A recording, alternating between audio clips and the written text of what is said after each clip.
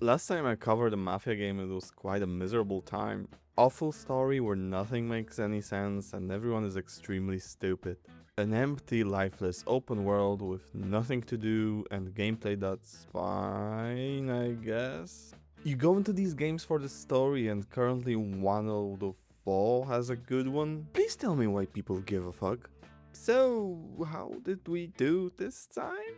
Well, Mafia the Old Country is another Mafia game where you do Mafia things in a boring open world. It's the same fucking thing again, but this time we're in Sicily and we have horses. It's really interesting seeing an algorithmically written story in front of your eyes. Meet Enzo and Gaetano, two mine workers who dream of escaping this hell of a life, and soon they should be able to escape. The Old Country isn't very subtle, but elegant enough at the start to pull you along. The story is one you've probably seen 1,000 times, but that doesn't mean it's of low quality. Enzo and Gaetano collect a box containing their money, a postcard from Empire Bay, and Enzo's toy horse from when he was younger. Both of them can't wait for their inevitable leave from the mine. Unfortunately for Enzo and Gaetano, they were too late for today's food and have to resort to stealing to survive. The game introduces us to stealth, and of course Enzo possesses eagle vision. Obviously you're always at a disadvantage when not using it, and it reduces the information gathering phase to a button click. Why would you ever try to beat the game fairly when it surrenders all information to you without a fight? Plus it makes the game look fucking ugly when you're constantly in this mode. The fact that you have to stand in one place to use it to its fullest extent barely makes a difference, cause then you're just spamming it. What is really baffling about stealth is the fact that it's not challenging at all. You don't need eagle vision to succeed. The game will make sure enemies won't be a problem for you. Call an eye doctor, cause the population of Sicily needs some fucking glasses.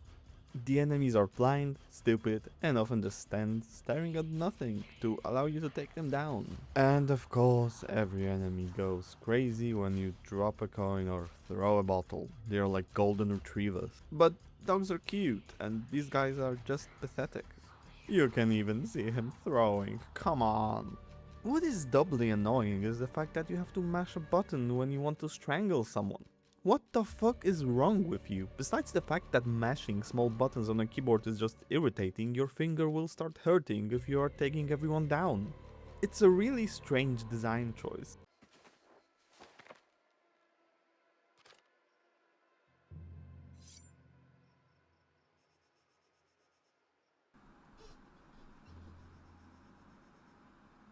Are you serious right now, bro? Enzo manages to steal some bread and both of our fellas return to their quarters.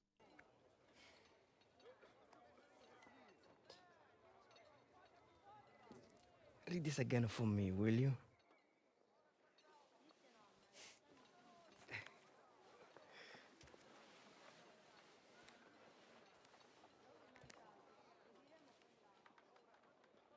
Dearest nephew, I hope this message reaches you in good health. I washed up again in America, and this time I've decided to stay. Write to me if you can. Better still, join me here. I'll buy you steak and eggs for breakfast. My fondest regards, Uncle Silvio. L'America. Steak and eggs. Hey, once the waiter paid up, I'm on the first boat over. I'm going far away from this place, Gaetano. Never coming back. Bastards would have to kill me first. Enzo fits into that likable archetype. A regular, normal man who does his best in an awful situation. Who wouldn't like that? Keep that in mind. Someone needs to check out a deep mine because the crew hasn't returned. We get introduced to Don Spadaro, who does evil stuff because doing evil stuff is evil. Would have collapsed. Gas could have leaked anything. We'll be sure to look into it.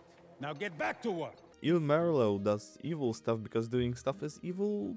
There is no characters here. The bad guys are bad because bad. They are as shallow as those Spider-Man puddles. Obviously, our guys are sent into the mine. Turns out there's a gas leak and we need to escape. Unfortunately, Gaetano is crushed by a rebel when trying to retrieve the money he dropped. Wait, what the fuck? Okay, so let's break this little thing down. There was no need for Enzo and Gaetano to retrieve the money today. Gaetano himself states that in a couple of months they will pay their debts off and leave.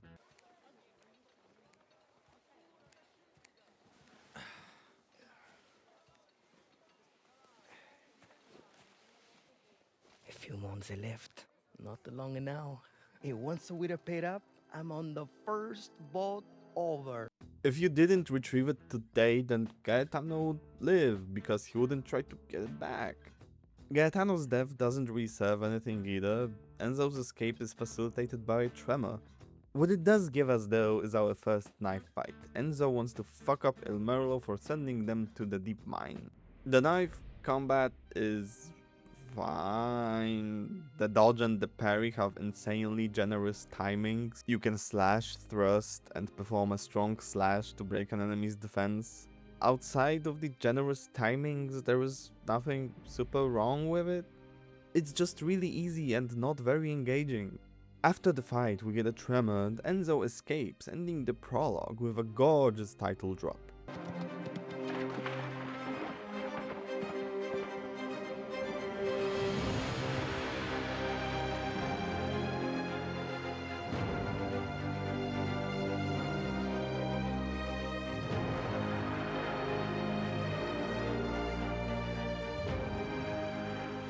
Enzo managed to escape, but night is not yet over for him. Il Merlo and his brother manage to find his horse and are so incompetent at looking for Enzo that he manages to incapacitate half of their guys before they find him. Why is everyone's back turned toward all the potential points of escape? Well, without that, Enzo would be dead, so yeah. In an insane coincidence, Enzo was found on Don Torrisi's land and is miraculously saved at the last second. The Don takes him in and Enzo starts working for him. You know, pacing is a hard thing to assess. All we know is that sometimes there need to be fast bits and sometimes there need to be slow bits. What I do know is that after that kind of intro, we don't need 2 hours of moving at a snail's pace. We get to learn about our new characters. We know that Enzo is nice, Isabella is nice, Luca is smart, Valentina is nice, Cesare is a hothead, and Don Torrisi is smart, and Tino is always angry, and that's pretty much it for them. They are not characters, they are archetypes that never break out of their mold. Isabella meets Enzo and instantly wants to fuck him, and we get the theme. Sono Enzo. I work here. For now. You have not always been a stable hand. No. Well, we do not always get to choose what we do. Suppose not. We can choose who we are.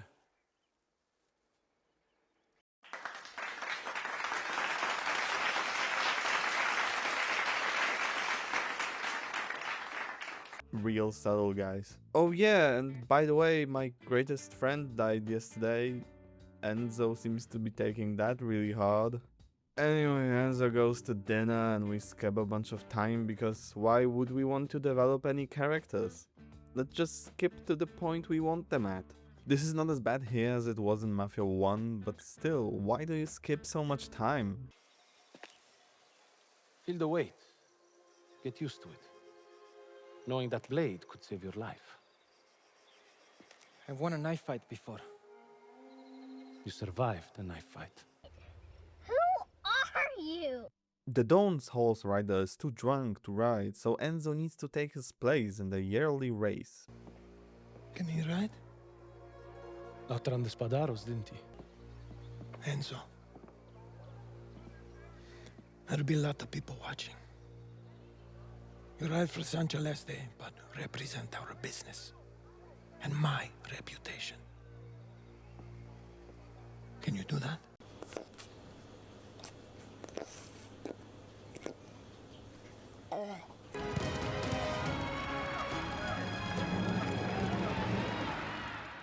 That was about a half hour. The race is fixed from the start. You can't outpace your opponents because the rubber band won't let you. You can only win by the end of the second lap.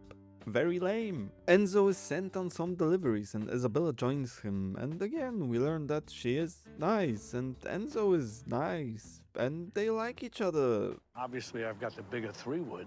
Good, maybe you can use it to hit your balls right into my vagina. Enzo gets attacked by Spadaros and almost kills a man.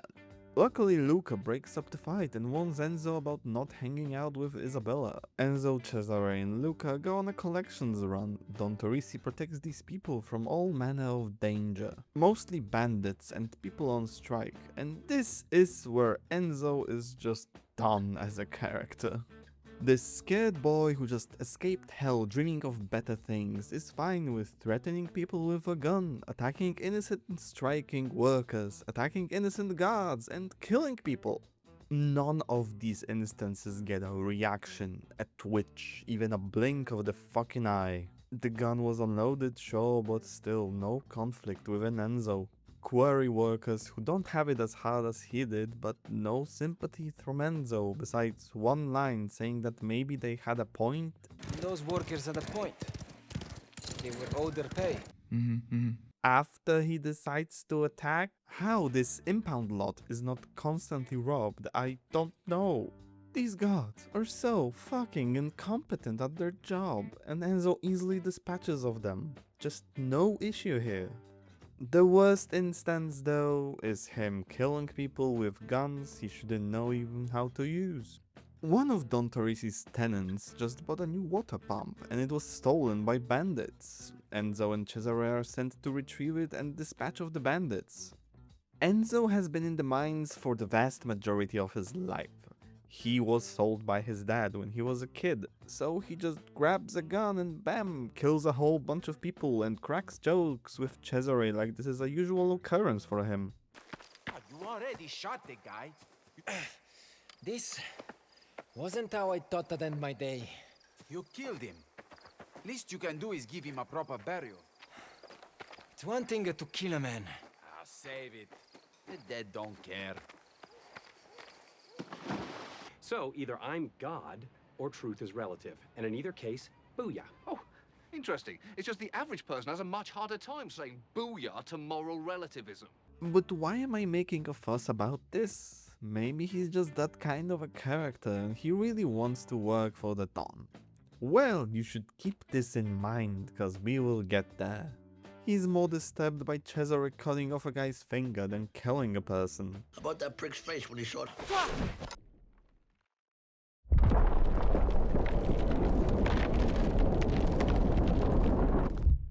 Oh yeah, we just skip a couple of months after that, and Enzo is now a regular guard at the vineyard. The Baron that owns the land comes to the vineyard, and because the Don wants Isabella to marry the Baron's son, she goes on horseback with Enzo, and Cesare rides in a car with the son? What? Sure, I guess. The logic is strange, but fine. Isabella doesn't want to marry Gennaro. That was a quick summary of the next 10 minutes of riding a horse.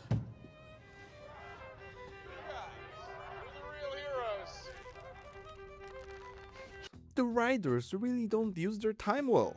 Enzo and Cesare stay with the car while Gennaro and Isabella go to see some ruins. This definitely won't go wrong. So when Gennaro and Isabella get taken, our guys kill so many people and chase them. Enzo manages to get Isabella and she kisses him before Cesare can see it. Enzo goes to get Gennaro on his own while Cesare will bring the guys and take back Isabella. This fucking section is so strange. Enzo kills everyone, the whole gang is just gone. The leader is a retard and engages in a knife fight instead of just shooting Enzo. While Enzo did everything and came back, the guys were only about to leave. You sure took your time. Enzo is congratulated, even though he and Cesare fucked up. I'm sorry, but what the fuck? How is this not insane to these people? Enzo decimated an entire gang on his own. He's the fucking Terminator. And you were just like, this could have gone differently. Shut the fuck up! I counted on you keeping Isabella and Gennaro safe. It won't happen again. Would you risk your life to make amends? It showed bravery. In his family, loyalty is everything.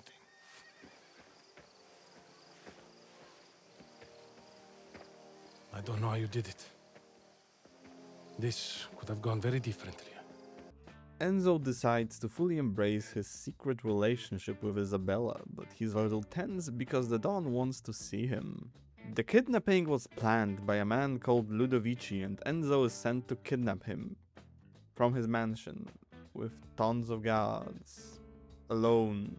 Why does the Don need anyone else when he has this fucking private Agent 47 Terminator? After successfully kidnapping the man and killing many guards, Enzo is asked to kill a man as a test. What the fuck is this testing? He already killed so many people for you. If you don't shoot the man, Tino just shoots you. That's a neat detail. Based on the achievement you get, I assume that the scene is meant to test if Enzo will kill in cold blood. He did that already though, plenty of times. This was Enzo's final test before getting made. Enzo decides to commit himself to the family, fully knowing what that entails. Keep that in mind. The guys get drunk and Enzo gets an apartment. We skip another year? Nothing happened in a whole year that wouldn't be important? Enzo and Cesare need to get a counterfeiter from jail. They get him and Isabella shows up at Enzo's apartment. The recording file for this chapter ends at 40 minutes and 28 seconds. That was chapter 6. In chapter 7, there's a race. We need to fix a car, take a picture of some slimy official so we let in the race, and win. Nothing gets developed, there is no conflict, no nothing. The only thing that slightly progresses is Enzo's and Isabella's relationship. Enzo has an apartment so they can fuck now. Skip. But when does this game get fucking good? I just went through an hour and 10 minutes of footage. Where is the fucking point? Tino comes to your apartment. He got word that the Guardia are preparing for a raid of the tannery where the counterfeiter now resides. Enzo rushes over and it turns out Il Merlot's brother is the one that talked. After another lame sneaky section, we engage with the guards. What you're seeing is advanced warfare. The combat in Mafia the Old Country is a huge highlight. You've got a nice variety of guns to use and the enemies are relentless when fighting you. It's not difficult, but they often try to flank you or throw grenades to get you out of cover. It's not fair, but way above average to go unmentioned.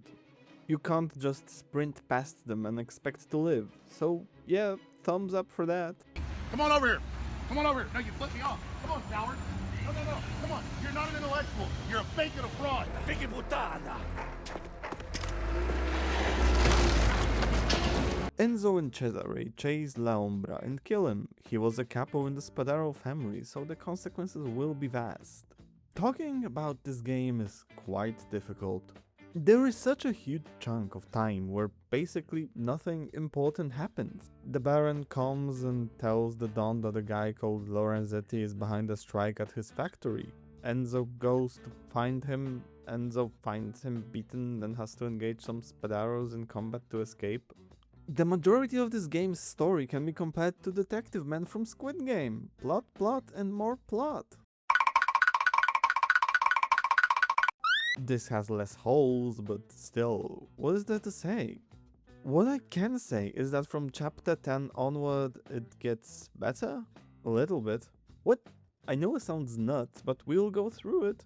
Lucas and Valentino's baby is getting christened. We need to go to San Celeste, but Isabella pretended to be getting ready for a long time, so that hopefully Enzo will be her driver.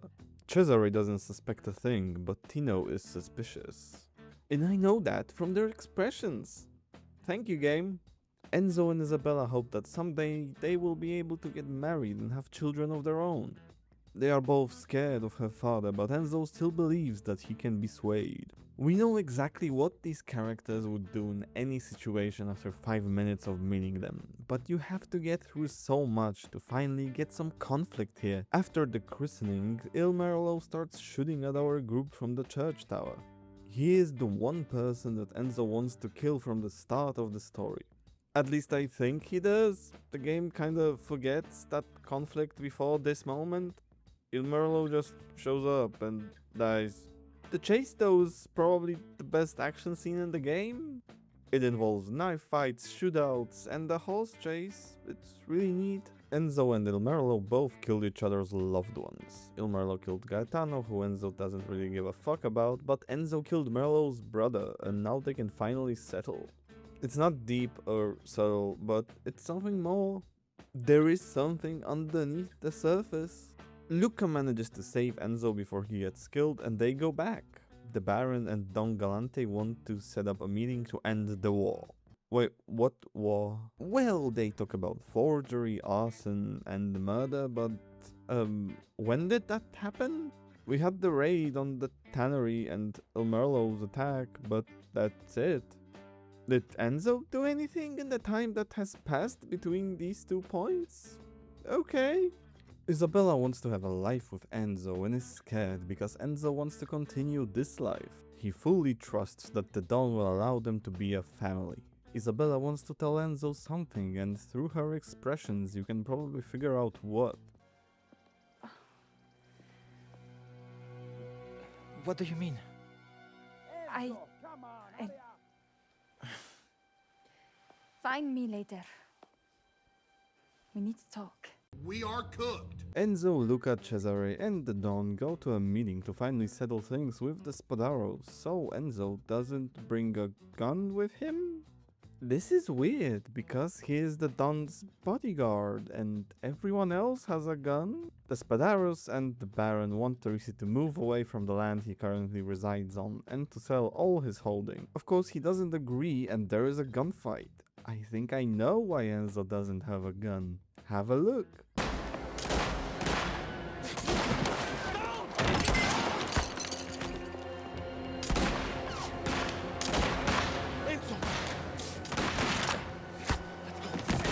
If Enzo had a gun, Luca probably wouldn't get shot. We need Luca to get shot, so we will arbitrarily remove all your weapons. What a lame way to go about it. Nonetheless, Enzo has to protect the Don, who's carrying wounded Luca. They regroup with Leo and Cesare and escape. Luca is wounded really badly. Cesare searches for morphine while Enzo tries to keep pressure on Luca's wounds. With his last word, Luca tells Enzo to get out if he can, and we see that the Don definitely heard it. Cesare is too late with the morphine and Luca passes away. This is probably the best scene in the game. Every performance is excellent, the shots and expressions tell us what everybody thinks, and the haunting reality of the life finally settles on Enzo. He can't continue this life, but he can't escape yet. I can't believe that after so much bullshit we get such excellence. Let's look at me. Get up. If you can. Get up. Luca! Luca! Luca! Luca! Luca! I've got it! Luca, svegliati!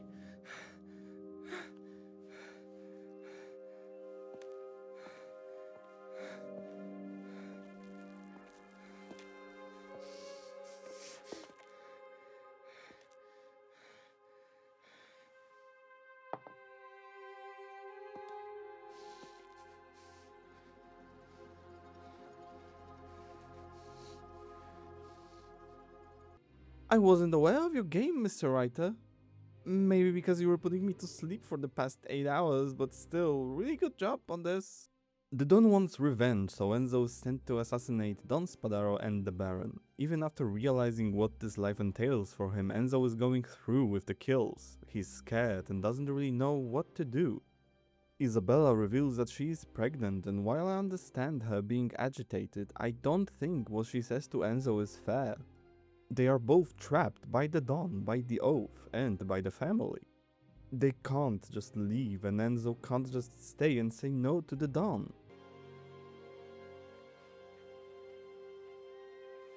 I have no choice. Your father is...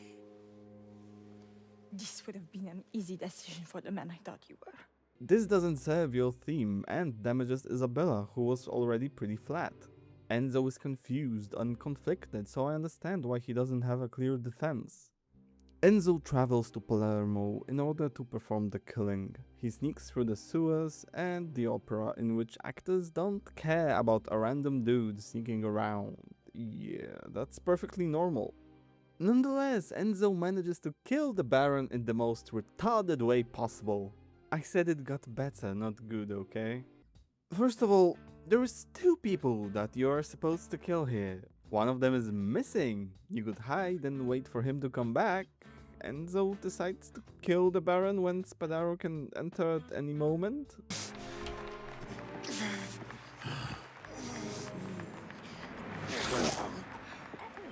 You. Oh, wow. Second, you allow the Baron to fall into the audience, causing a panic and alerting the whole opera. Spadaro, of course, escapes and sends his goons after you, and it's strange that none of the Guardia are interested. They were the people we actually had to sneak around to get here. None of them show up. Enzo kills every goon, has a boss fight with Spadaro and kills him. The Don is really happy with what Enzo has done, and he has great plans for him. Enzo finally chooses to escape with Isabella. In chapter 13, we quickly learn that Enzo has been consistently absent throughout the last few weeks. I have to hand it to you, the first scene in this chapter is actually quite excellent. Enzo is jaded, his expressions tell us that he is tired and needs to escape for his family. I particularly enjoyed his look when the Don tells him that Enzo is now in charge of the mine. The same mine he escaped at the beginning. I told you before the family owed you a great debt. Now I'm in a position to make you whole. My respect, my gratitude, whatever that means to you, you have it. That mine that you crawled out of now belongs to me. You know how it works, so you're the man in charge. This will make you a very rich man, Enzo.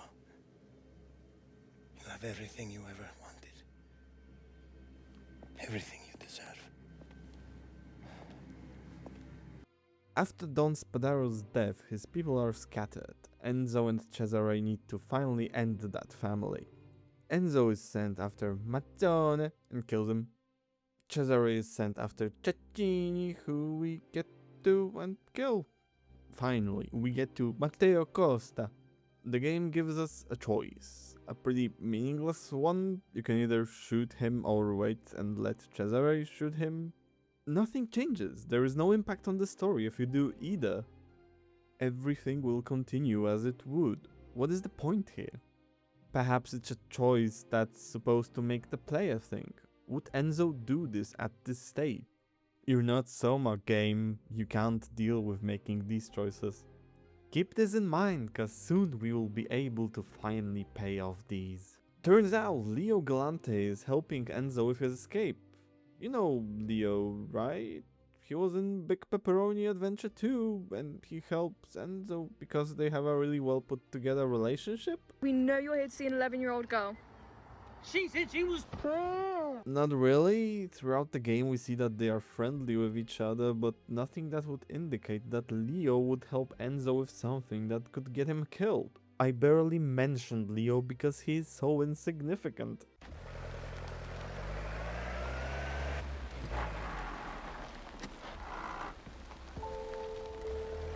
Here we are, the beginning of the end. Enzo gets Isabella and they drive toward the train station. Isabella was at Valentina's place. You remember Valentina, right? She knows about this whole thing with Enzo, Isabella and the baby. Enzo and Isabella plan to go to Palermo and get on a boat to Empire Bay. Before getting out of the car, Enzo hands a letter to Isabella. Everything he has to say to her is in that letter. Why would you write a letter like that if you're going with her?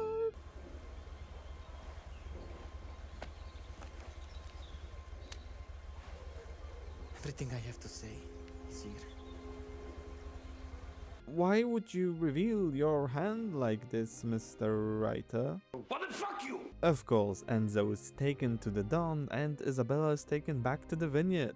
Cesare and Enzo argue and Enzo states that Don Torrisi made him a thief and a murderer, to which Cesare says that Enzo made those choices, and Cesare is right.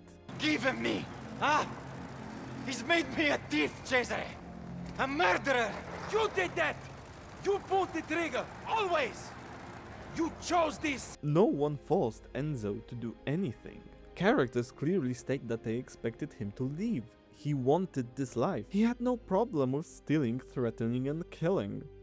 The second his choices are questioned, he starts to blame someone else. Fuck you, Enzo, but also Isabella is not safe either in this moment. She got the love of her life killed because clearly telling a priest who is a friend of your psycho dad the fact that you're living with Enzo is the good thing to do.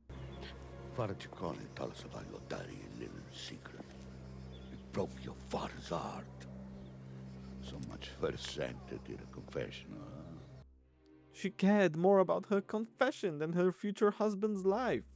Fuck you and fuck off. What is this story? Enzo is beaten by the Don and Cesare is ordered to end him, but oh no, the volcano decides to come off at this exact time. Wow. Fuck you. No! No! There's only one way out now. You knew that when you said the words. She's your cousin, Cesare. How are women allowed to drive? I'll give you this. Throughout the game, whenever a new chapter title card shows up, we can hear tremors.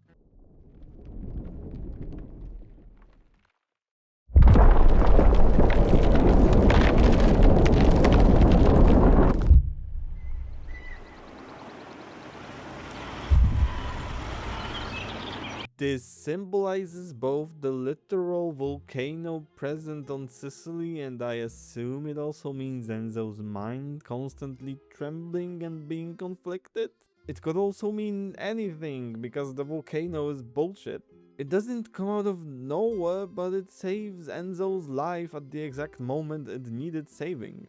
What are the fucking odds of that? Enzo fights Cesare and manages to convince him that the same fate awaits him if he continues with this life. Enzo manages to fight through many Torrisi goons. The music and the views are incredible.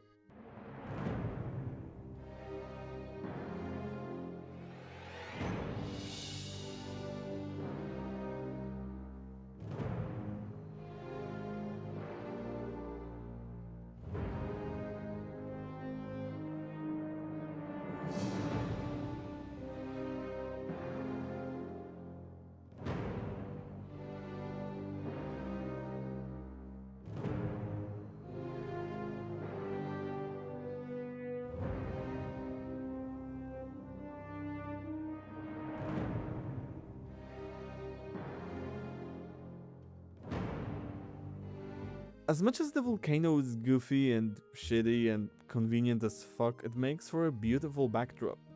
It's pretty silly that there are volcano rocks just flying around and destroying shit, and everyone is still concerned with Enzo. Enzo escapes into a mine and oh my god, he mentioned Gaetano!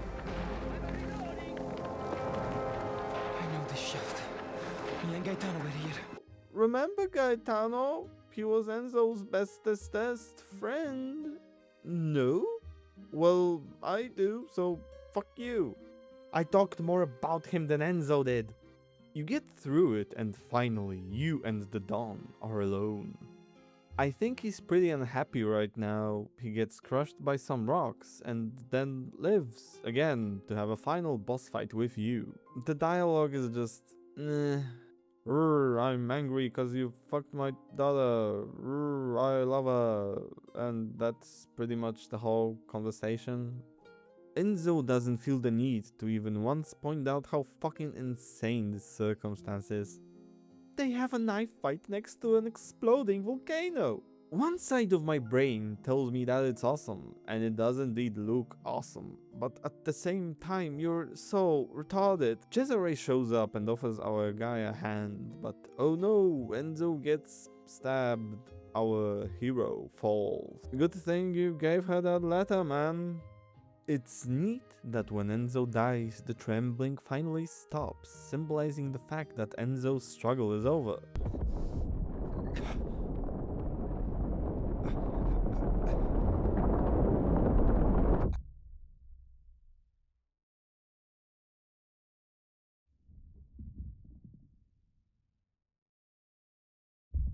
The death is tragic. He dies thinking that the love of his life is destined for a life of misery and that their kid will probably never be born. But your sins may yet be absolved. Your father's made arrangements. A car is on its way to take you to a doctor. Clean this stain away. It took some balls to have him die this way. Goodbye, Enzo. You died as you lived. Confused, I guess? We switch over to Isabella, and it's worth pointing out that the last objective we get as Isabella is get to Enzo. The last objective we had as Enzo was get to Isabella. They were both just trying extremely hard to get to each other. I'm giving the game way too much credit, probably, but these objectives seem too specific to just ignore. Luckily, Isabella got trained by Solid Snake, so she can very easily outmaneuver every guard who's looking for her. The clap of my ass cheeks keeps... Isabella is forced to kill a man, and she has such a fantastic reaction, but honestly, any reaction is better than what you did, you twisted fuck. I really enjoy her shocked reaction, causing her to drop the knife, to then realize she needs to keep going and picking it up. The writers can do some really cool shit.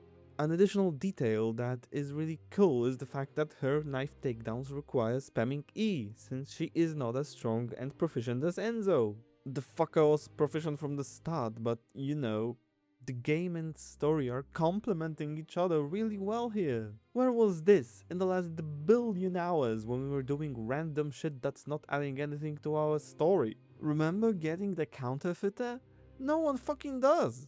Isabella is caught by Tino and we have an Ellie and David boss fight, but the game cheats here in our favor. Whenever you attacked David, he would chase you and you would need to lose him.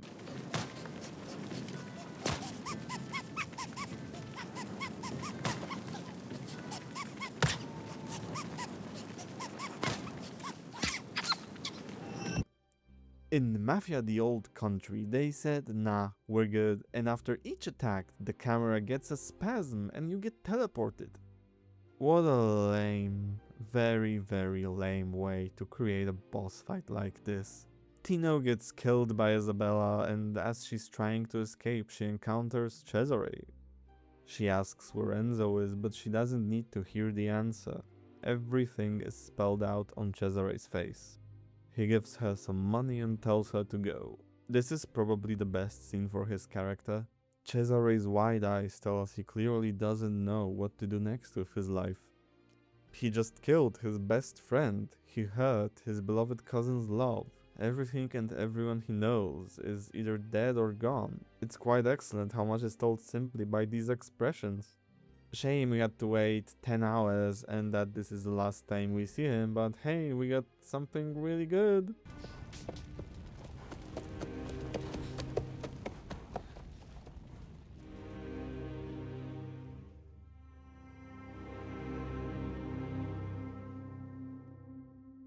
We see Isabella on the boat reading Enzo's letter.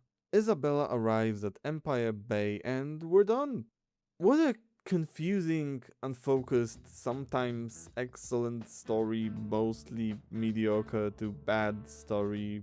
But hey there, buddy, we still can explore the open world. Whoever tells you that the old country isn't open world is stupid or a liar. Just like Mafia 1 and Mafia 2, what is the point of having this open world? In 1 and 2, you could at least have shootouts with the police or rob stores. In Mafia the Old Country, you can get collectibles. Yeah. You can buy upgrades for Enzo to use when you play the game again. That's cool, although the game will very often not allow you to pick the weapons you want during the story, so what the fuck? What is the point of giving you Vito's 1911 if you played Mafia 2 when the game will constantly either change it to the basic revolver or remove your weapons? Why is that a thing that you do? The upgrade system is just pointless. The game is way too easy for you to need any upgrades. Getting them trivializes it a bit more. You can only get upgrades at Pasquale's store. You can only get that in specific chapters when you're playing the story. You might go a few chapters without getting upgrades since the game won't allow you. The people who made the world are clearly talented artists, but their abilities get wasted. There is many places you won't see if you don't go into the exploration mode. What is the point of wasting so many work hours to create a world that maybe 1% of your players will explore? I like looking at beautiful sceneries as much as anyone, but collecting newspapers isn't enticing enough for me. Collecting stuff that allows me to buy worthless upgrades isn't enticing either. There is no option to fight the Guardia, to shoot civilians. They get scared when you shoot. They don't have a reaction when a grenade explodes right next to them. Please, not like this!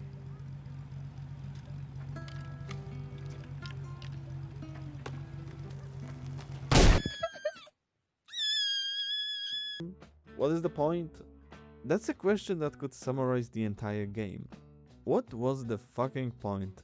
We went to early 20th century Sicily to get a predictable love story where the main character is a psycho. Actually, that sounds more interesting than it is in the game.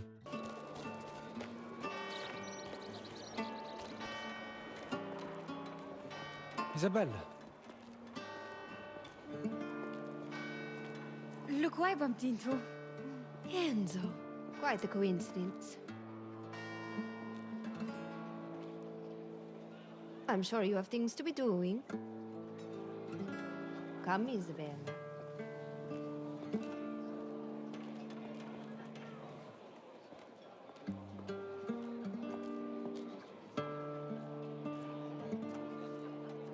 All right. Looking for a man in a red waistcoat. Oh yeah, this game runs like ass as well. I was lucky enough to be getting an upgrade while I was going through Mafia the Old Country, and I'm sorry, but you don't deserve these requirements when there are games that look better, work better, and are way better than you. The difference between a 3070 and a 5070 Ti is incredible, but you shouldn't be required to sell your soul to play a mediocre Mafia game at a stable 60 frames. Dead Space, Resident Evil 4, Snake Eater just came out and requires less. Lord of Ring Gollum requires less, with ray tracing on. I think the devs really cared when creating this Old Country. It really shows, but even with the small scope, it was too large for them to handle. If I were to give it a number, it would probably come out to 4 or 5 pepperonis out of 10. It's no doubt right terrible, but it doesn't deserve your attention.